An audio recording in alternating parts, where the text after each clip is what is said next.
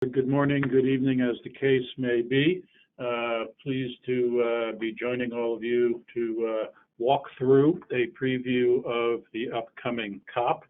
As the name of the COP suggests, this marks a quarter century of the operation of the UN framework on climate change as a multilateral regime. This COP also happens to mark the UNFCCC's transition from negotiation to implementation. As those of you who followed last year's COP will recall, COP24 in Katowice, parties at that COP more or less wrapped up the rule book under the Paris Agreement, the rules for implementing the Paris Agreement.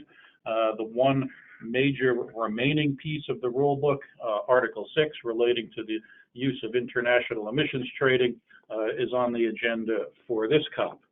And with that, the regime will transition into primarily an implementation mode. And I would identify two key dimensions to that implementation mode. The first being standing up and operating the institutions and processes that parties have agreed to, for instance, the enhanced transparency system under the Paris Agreement. Secondly, in terms of implementation, parties are now focused on progressively raising ambition. So while the first dimension is more institutional in nature, the second dimension is more political. And it speaks both to raising ambition with respect to mitigation and with respect to finance. And it's important to understand that the Paris Agreement provides a platform where parties and stakeholders bring political pressure to bear. It is, in that sense, more of a facilitative framework for building ambition. It does not formally compel or bind any party's particular level of ambition. Just a quick recap of the Paris framework. For those of you who may be new to this, this is very high level, just speaking to the broad structure and nature of the agreement. The agreement is what we sometimes refer to as a hybrid agreement, including some top-down elements to promote ambition and accountability, combined with bottom-up elements that provide for flexibility aimed really at ensuring broad participation. So part of the top-down dimension is the series of long-term goals that the Paris Agreement sets, the temperature goal, as well as different emissions-related goals. The other important top-down element is the set of binding procedural commitments that the agreement establishes for parties. And important to note that these are common obligations for all parties, which makes the Paris Agreement different from its predecessor, the Kyoto Protocol, which differentiated starkly in the commitments of developed and developing countries. The principal binding commitments here are to have and to periodically update a nationally determined contribution, to pursue domestic measures with the aim of achieving that NDC, and to periodically report on your emissions and on your implementation and achievement of your NDC.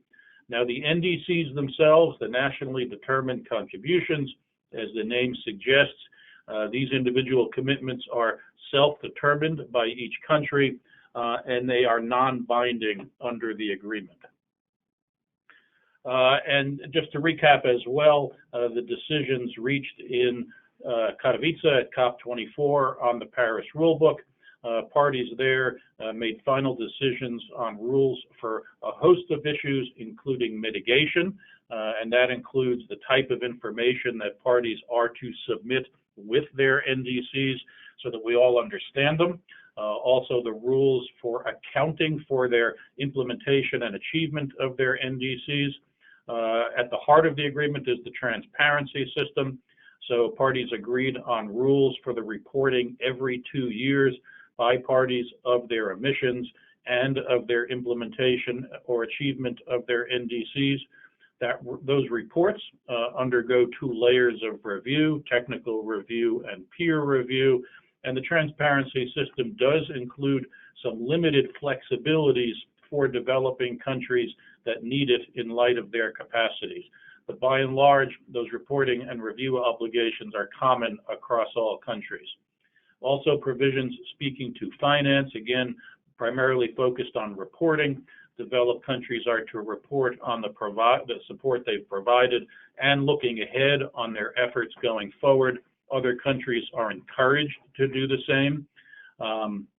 There's also a global stocktake, which we'll come back to, which is a periodic review of progress.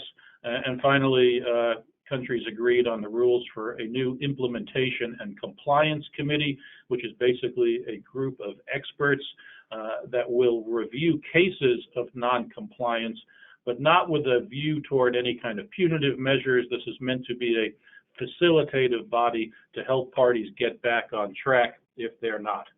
This is not an exhaustive review of the issues, but the highlights. So, as I said, the major remaining issue in the Paris Rulebook is Article 6, which concerns international carbon trading. This is an important set of rules because getting them right will help to grow and ensure the environmental integrity of carbon markets. This will help lower the cost of emission reductions. Some countries are looking to these rules to help them achieve higher ambition.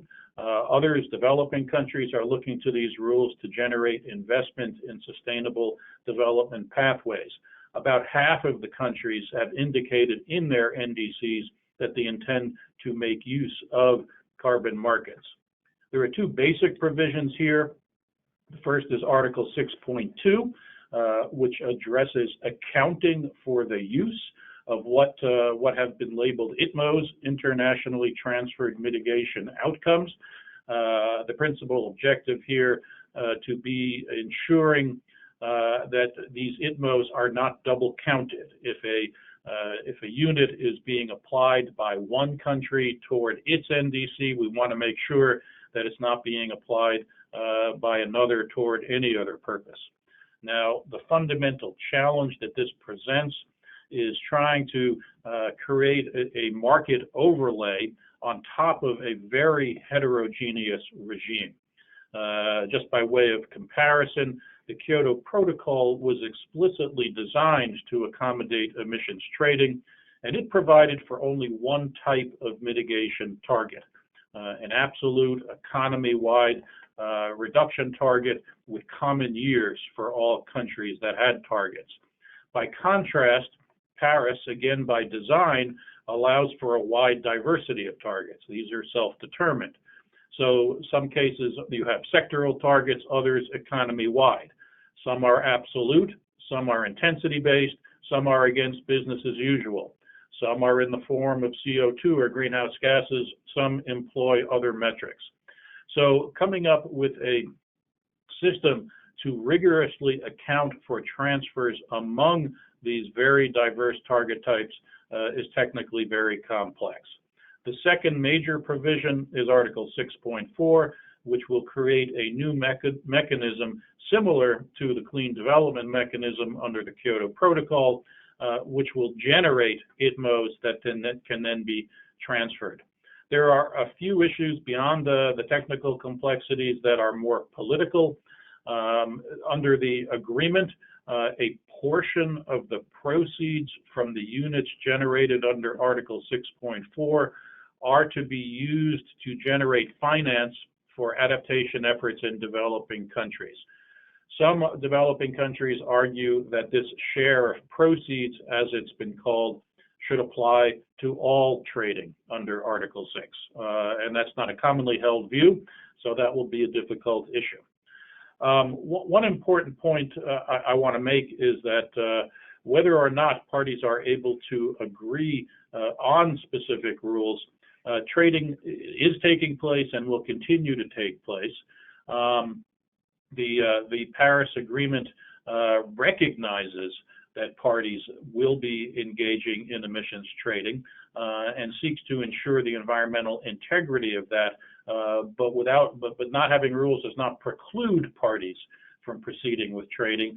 The rules are important, though, to ensure that the climate sees maximum benefit from those activities.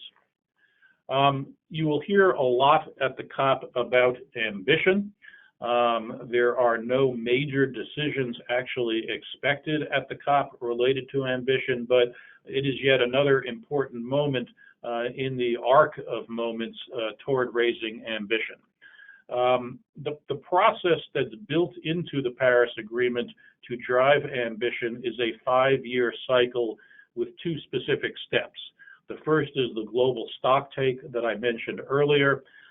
Every 5 years, parties will undertake an assessment of collective progress on mitigation, adaptation, and finance. The first full global stocktake is scheduled for 2023. And then 2 years following the global stocktake, informed by it, parties are expected to update and enhance their NDCs. And the agreement sets a clear expectation that a party's new NDC will represent a progression beyond its previous one and will reflect its highest possible ambition.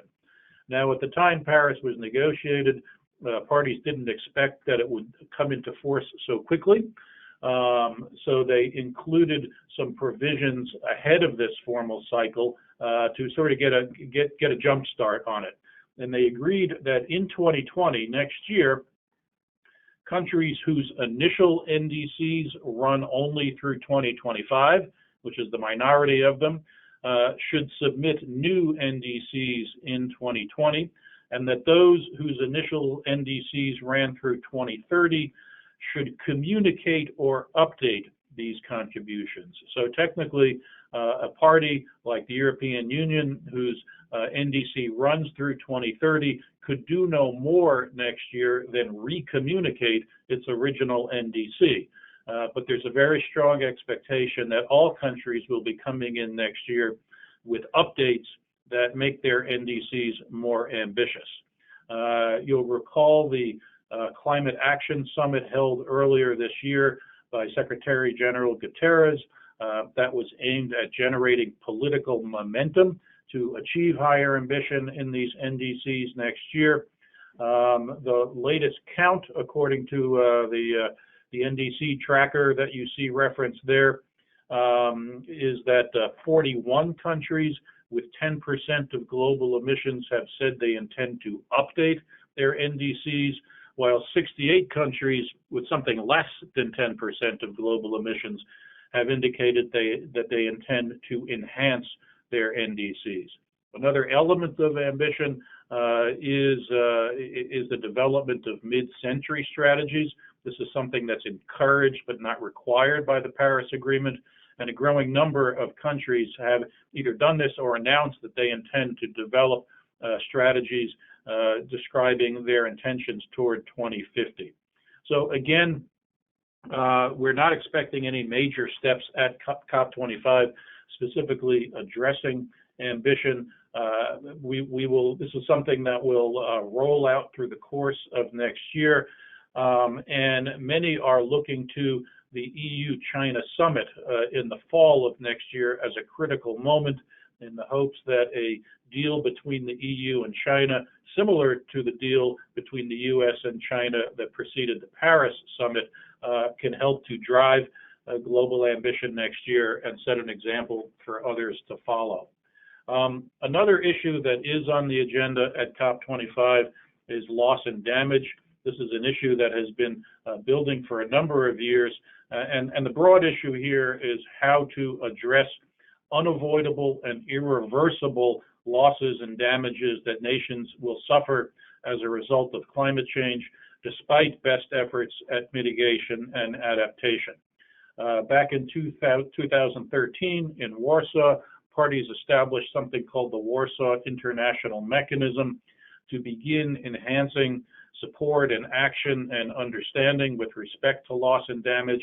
That was a very difficult negotiation. The United States and other developed countries fought very hard to ensure that there was no notion of liability or compensation embedded in this mechanism.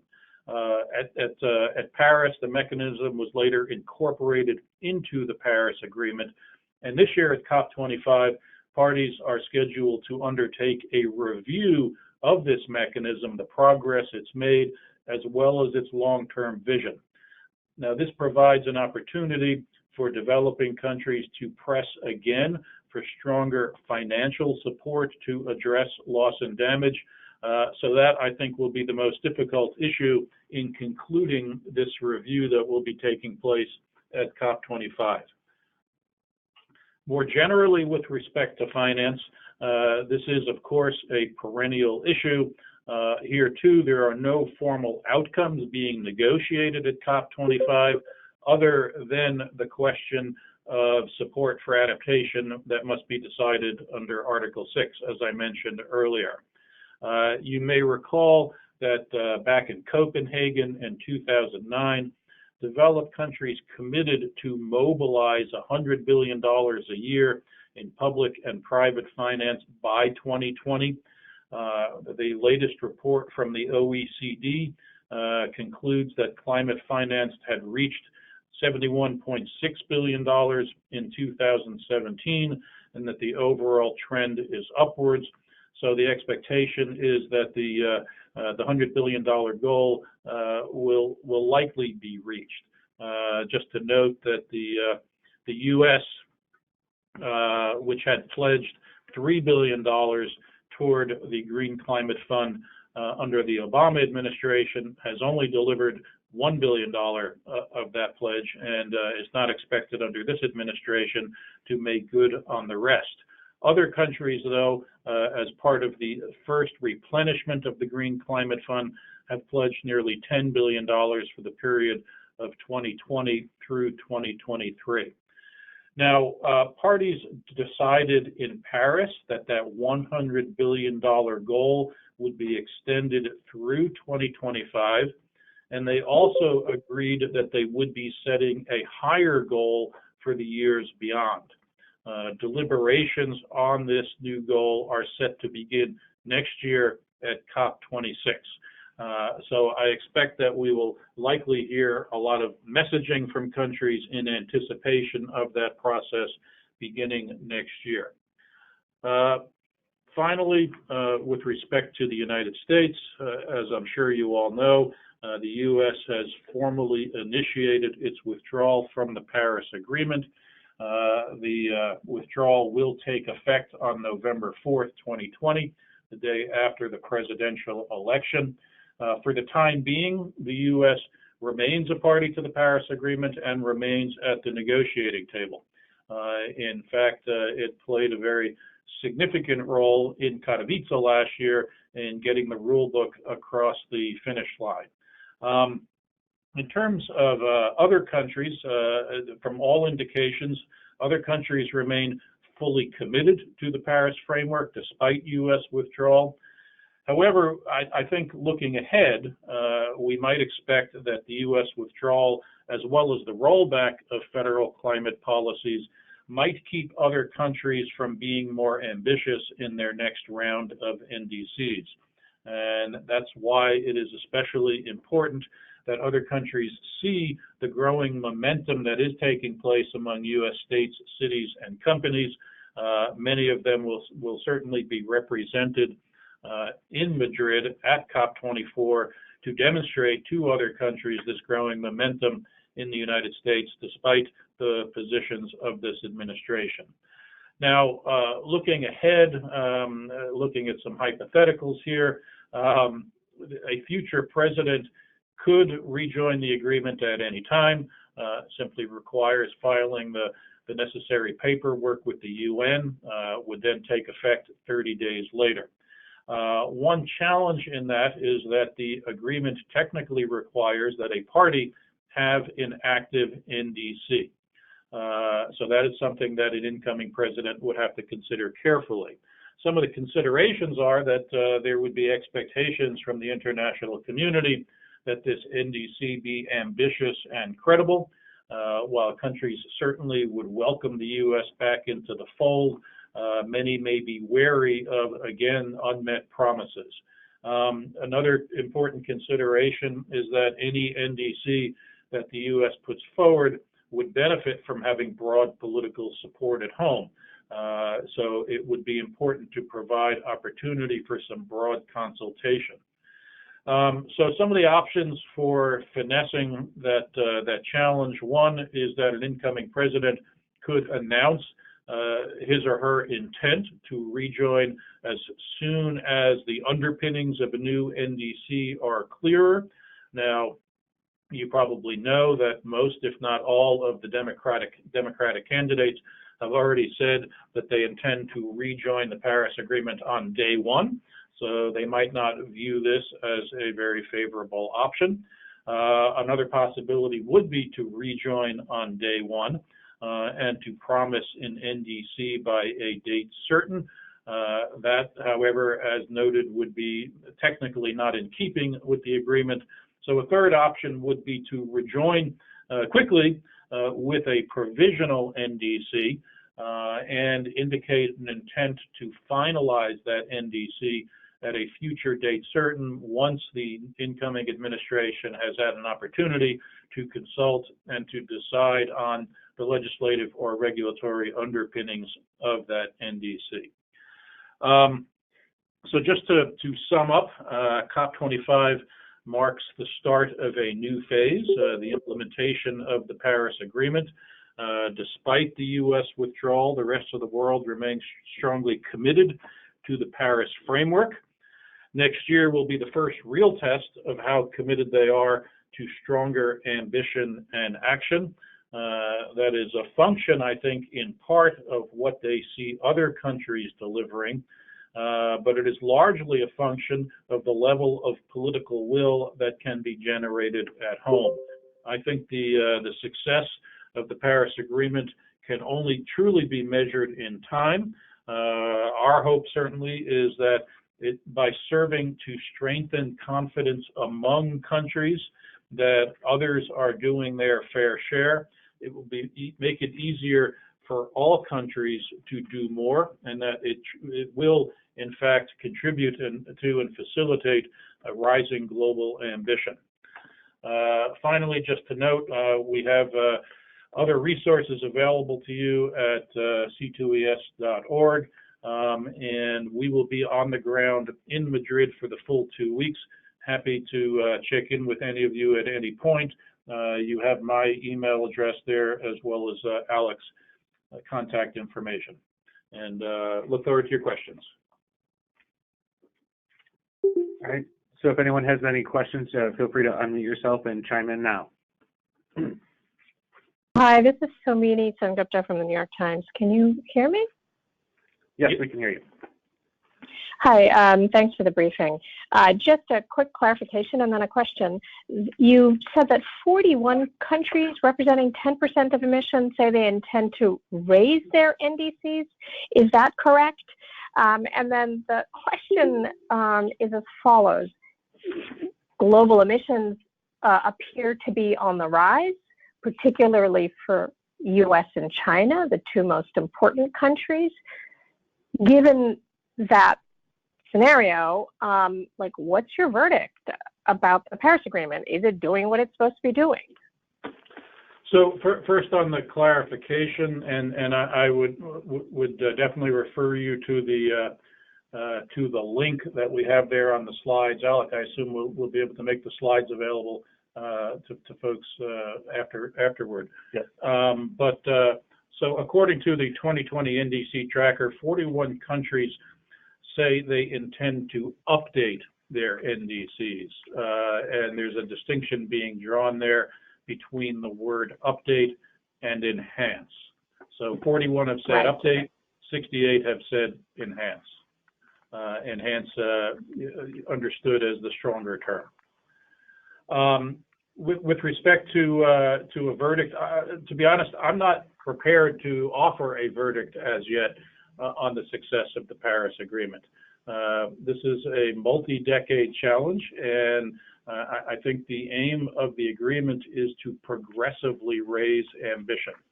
We knew that the initial round of NDCs was not sufficient to put us on track to achieve the stated goals of the Paris Agreement. What we need to see next year is stronger NDCs that put us closer on track to achieving the goals of the agreement. One thing we've learned over the course of this quarter century of climate diplomacy is that we really can't look to the international process to drive ambition and effort. At best, it can serve to facilitate that by providing a forum for countries to prod one another. The real driver has to be domestic. We need to bring to bear the interests and political pressure at home to drive governments to stronger action. Certainly, the agreement can help by demonstrating to countries that others are in fact fulfilling their promises. But the multilateral system is really just one piece of the overall puzzle here. Can I just follow up on that question? I guess I'm not really asking about NDCs here, but rather in the big picture, emissions are going up, and we are a full 4 years into the Paris Agreement, which was designed to bring emissions down. So what should the ordinary person make of this? I think the ordinary person should understand that we need to strengthen action at all levels very urgently. And there are things each of us can be doing on our own, but more importantly, I think that people need to be making clear to policymakers, from city halls to state legislatures to Congress to the White House, that the time is now to strengthen action. So again, while Paris can help to facilitate that, it's really about generating the political will at the domestic level. Elliot, this is Jennifer Deloy with Bloomberg News. I wanted to ask about the U.S. Role, such as it were. We're obviously sending a small delegation, going to be, career diplomats mostly. And while there has been some talk about emphasizing, the multitude of energy sources, including a lot of fossil sources, and emphasizing innovation, I guess I'm just wondering, what does U.S. engagement at all look like at COP25? Besides, the side event that we're all expecting, what can we even expect the U.S. to be doing? What are your expectations? Well, the U.S. remains very focused on the Article 6 negotiations, the last piece of the Paris rulebook. And that's in part because despite its withdrawal from the Paris Agreement, the U.S. remains a party to the CORSIA system under ICAO, ICAO being the International Civil Aviation Organization. So ICAO has established an emissions offsetting system to limit the growth of airline emissions. The U.S. and U.S. airlines are participants in that system. And the CORSIA's design is somewhat predicated on the Paris Agreement accounting system to guard against double counting of reduction units. So the U.S. has an interest in seeing that system put in place. So they will certainly be deeply engaged in the Article 6 negotiations. Now, important also to remember that the U.S. will remain a party to the UN Framework Convention on Climate Change, the parent agreement to the Paris Agreement. So the COP is both a meeting of the UNFCCC and the Paris Agreement, and there are issues that can arise under the convention where the U.S. Will continue to be able to negotiate. I mentioned loss and damage. That actually is an issue that is considered both under the Paris Agreement and the Framework Convention. So I think for the time being, we'll continue to see the U.S. negotiating Paris rules, and going into the future, we will continue to see the U.S.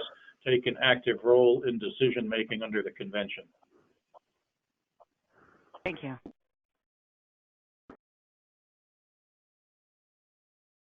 Hello. Hi, we hear you. Yeah, it's Felix Langaya. I used to be with Platts Missions Daily and tend to freelance on these issues. I'm just wondering, talking about the US,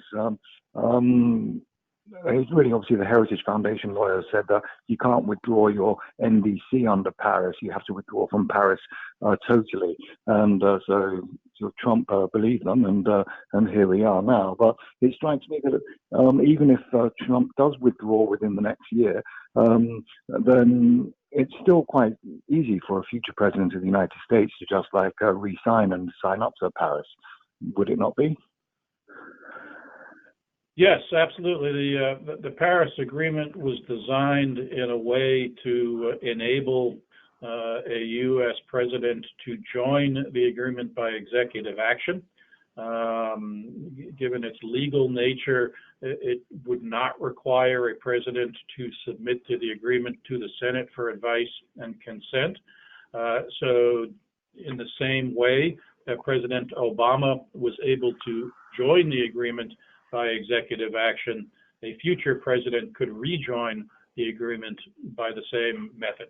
Now, as I mentioned earlier, the one wrinkle there is that upon rejoining, the U.S. would need to have an active NDC.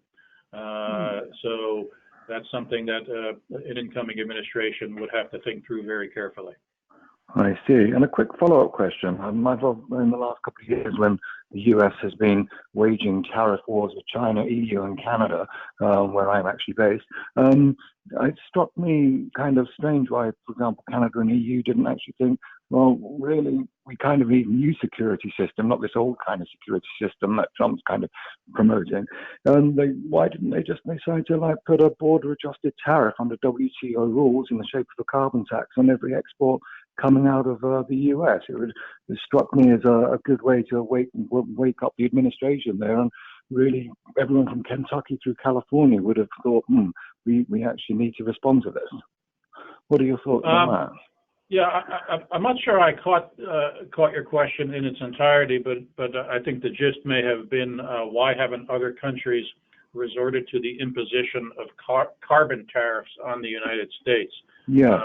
In light of its withdrawal. And certainly you are hearing more discussion of that possibility. I mean, this is an issue that has surfaced from time to time over the years.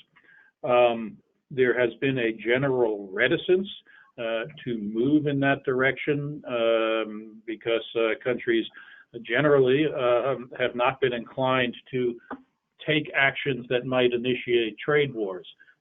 Ironically, the trade policies of this administration may have lessened that reticence, and particularly in the European Union, you've heard increased calls for the imposition of carbon tariffs. So I think this is something that will likely to get more attention, but would be reluctant to predict whether we will in fact see the imposition of those sort of tariffs. Great, thank you.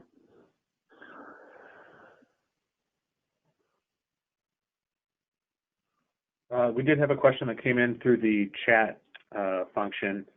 This is from Lisa Zeljat. She's asking, the $71.6 billion in finance in 2017 cited by the OECD, is that cumulative since the $100 billion pledge was made in 2009, which parenthetical would be pitiful as the pledge was for 100 per year, or is it in the year 2017? Important clarification, that is for the year of 2017. So measured against the goal of $100 billion a year, it suggests that developed countries collectively are 70% of the way there. And again, this includes both public funds provided directly as well as private finance mobilized by developed countries. And of course, the definition and calculation of what's mobilized is very tricky, and the negotiations that start next year to set a higher goal will probably have to address just what counts toward that higher goal and how that's calculated.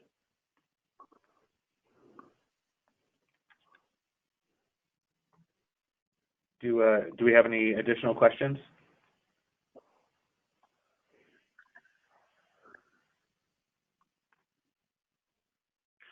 If I could just come back to Somony's question earlier, which is, it's a difficult fact for us to confront that despite the best efforts of countries, of the climate community, to mobilize a sufficient response to a challenge that grows only more urgent every day, I think it's important that we not lose sight at the same time of some of the positive signs that we do see emerging.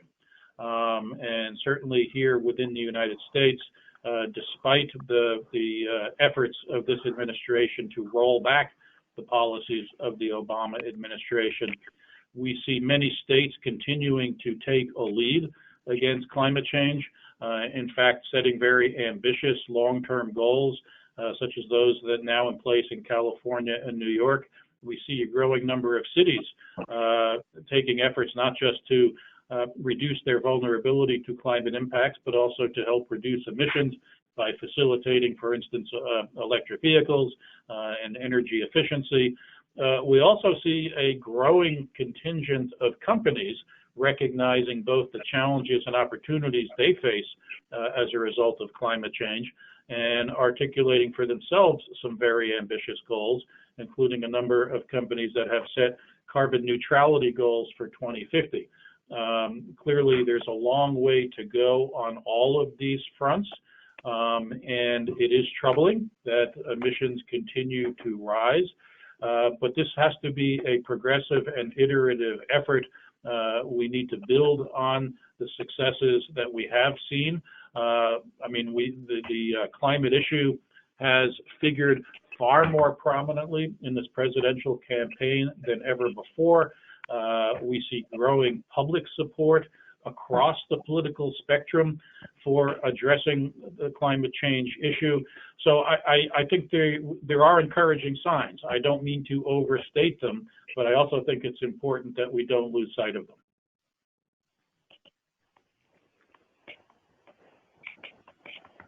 Do we have additional questions from the line? Yes, I do you have one? Oh, go ahead. Just quickly, on the climate financing track, because we've had pretty much a lost decade since Copenhagen, I'm just wondering where are we now in sort of trying to fulfill that $100 billion per year by 2020? Where's the shortfall and what are the proposals for actually trying to fill it? So I mentioned the recent OECD report that calculates that as of 2017, we were seeing something over $70 billion a year being mobilized. There are no proposals within the convention process or the Paris Agreement process to specifically geared toward filling that gap. Certainly, this is a topic of frequent discussion within the multilateral regime, with developing countries continuing to pressure developed countries to do better there. The most significant actions in recent times have been the new pledges by many developed countries toward the Green Climate Fund. A number of countries have doubled their pledges from the initial round, in part to try to help to make up for the shortfall from the United States. So it really falls to individual governments as well as the multilateral development banks to mobilize a greater flow of finance in order to achieve that goal of $100 billion a year. But again, the next formal step within the process will be the negotiation of a new and higher goal for the years beyond 2025. Thank you. We also have another question from chat regarding expectations of China. It would be helpful. We read it as anxieties about the economy and looking after too many special interests have quietly stepped back on ambition signals. So I think just looking for some perspective on what we expect from China. Well, China is certainly under a great deal of pressure from the international community to step up its efforts.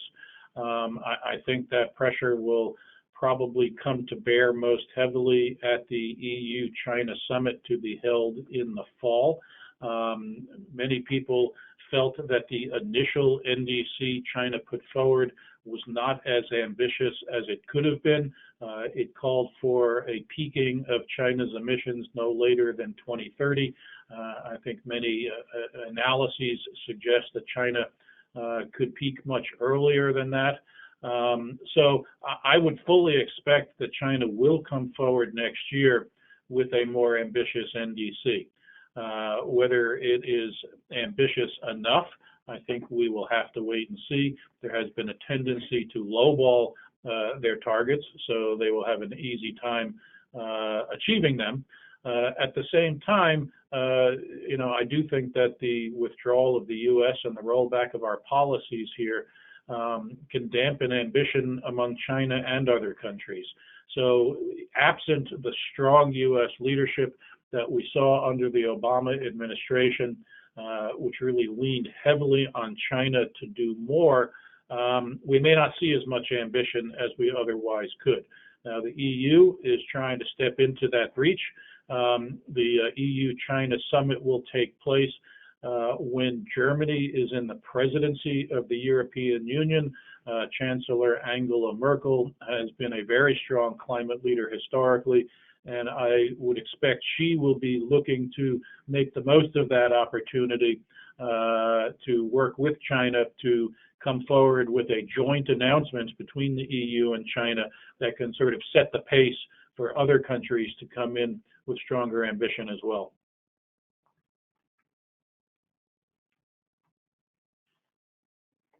We have an additional question on chat, looking for an opinion on OMGE. There are various ways it can be defined, and the talks haven't settled on one of them. It could be the higher ambition of NDCs, so overall mitigation measured as stringency of NDCs collectively, or as actual annual global emissions, whether those are going down, or how countries define baselines. So OMGE refers to overall mitigation of global emissions. This is an issue that arises in the context of Article 6, specifically in the context of Article 6.4. The agreement says that that projects under the Article 6.4 mechanism should result in an overall mitigation of global emissions. So that it's not simply a transfer of an emission reduction, but that there is a net mitigation gain. So that this concept does not apply broadly beyond Article 6. It really is in the context of Article 6 only. And the types of proposals that have been discussed most often would be some form of discounting or cancellation of units, so that, for instance, if a project under Article 6.4 generates 100 units of emission reduction, 90 of those could be transferred to another party, but 10 would have to be effectively canceled or retired, so nobody can claim those for its NDC, and those instead would just be a net gain to the atmosphere. So that is one of the issues that will have to be decided in the context of the Article 6 rules. Do we have other questions?